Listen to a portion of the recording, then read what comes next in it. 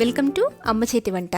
అమ్మ చేతి వంటలో ఈరోజు మనం బెండకాయ ఫ్రైని చాలా ఈజీగా టేస్టీగా ఎలా ప్రిపేర్ చేసుకోవాలో చూద్దాం. దానికోసం ఒక 1/2 kg లేత బెండకాయలు తీసుకోండి. వాటిని శుభ్రంగా వాష్ చేసుకుని ఈ సైజులో ముక్కలుగా కట్ చేసుకుని పెట్టుకోండి. వీటిని ఆరపెట్టన అవసరం లేదు, డైరెక్ట్గానే వీటిలో 1 టేబుల్ స్పూన్ శనగపిండి, 1 టేబుల్ స్పూన్ వరిపిండి, 1/2 టేబుల్ స్పూన్ మైదా, 1/2 టేబుల్ స్పూన్ కార్న్ ఫ్లోర్, ఈ ఫ్లోర్స్ అన్నిటిని కూడా యాడ్ చేసుకోండి. ఇప్పుడు ఇందులోకి 1/2 టీ స్పూన్ పసుపు, 1 టీ స్పూన్ కారం, అలాగే 1 టీ స్పూన్ సాల్ట్ని యాడ్ చేసుకోండి. ఇలా అన్నిటిని యాడ్ చేసుకున్న తర్వాత ఈ ఫ్లోర్స్ అన్నీ కూడా బాగా మిక్స్ అయ్యేటట్టు బెండకాయలకి ఈ విధంగా కలపండి. ఇలా మిక్స్ చేసుకున్న తర్వాత ఇందులోకి కొద్దిగా వాటర్ని చల్లుకుంటూ మనం మిక్స్ చేసుకోవాలి.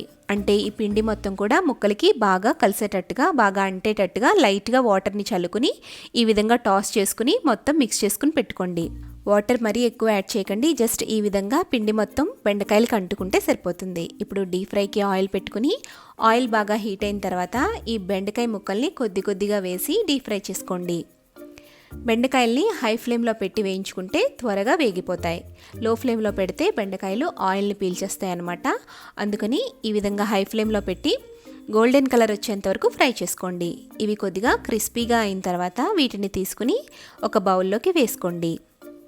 ఇదే విధంగా బెండకాయ ముక్కలన్నింటినీ కూడా జాగ్రత్తగా క్రిస్పీగా గోల్డెన్ కలర్ వచ్చేంత వరకు ఫ్రై చేసుకుని ఒక బౌల్లోకి తీసుకుని పెట్టుకోండి. ఇప్పుడు ఇందులో ఒక ఉల్లిపాయని సన్నగా పొడుగ్గా స్లైసెస్గా కట్ చేసుకుని వాటిని కూడా ఈ విధంగా గోల్డెన్ కలర్ వచ్చేంత వరకు ఫ్రై చేసుకుని వాటిని కూడా ఇందులోకి యాడ్ చేసుకోండి. అలాగే ఒక గుప్పెడు కరివేపాకుని తీసుకుని కరివేపాకుని కూడా క్రిస్పీగా తయారయ్యేంత వరకు వేయించి ఇందులోకి యాడ్ చేసుకోండి.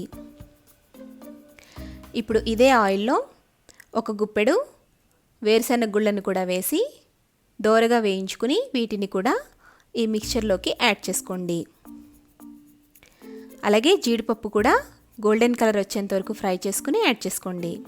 జీడిపప్పు ఆప్షనల్, వేసుకోకపోయినా పర్వాలేదు, టేస్ట్ కోసం ఇక్కడ యాడ్ చేస్తున్నాను. సో ఇవన్నీ యాడ్ చేసుకున్న తర్వాత ఇందులోకి రుచి చూసుకొని సాల్ట్ అలాగే కారాన్ని యాడ్ చేసుకోండి.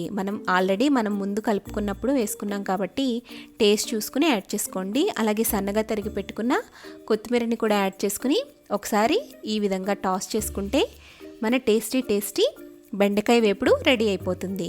ఈ ఫ్రైని ప్రిపేర్ చేసుకోవడం చాలా ఈజీ అండి. అలాగే టేస్ట్ కూడా చాలా బాగుంటుంది. దీన్ని రసంలోకి కానీ సాంబార్లోకి కానీ తీసుకుంటే చాలా టేస్టీగా ఉంటుంది. పిల్లలు దీన్ని చాలా ఇష్టంగా తింటారు. మీకు ఈ వీడియో నచ్చితే లైక్ చేసి సబ్స్క్రైబ్ చేసి షేర్ చేయండి. అలాగే మీ సలహాల్ని సూచనల్ని మాకు కామెంట్ చేయండి.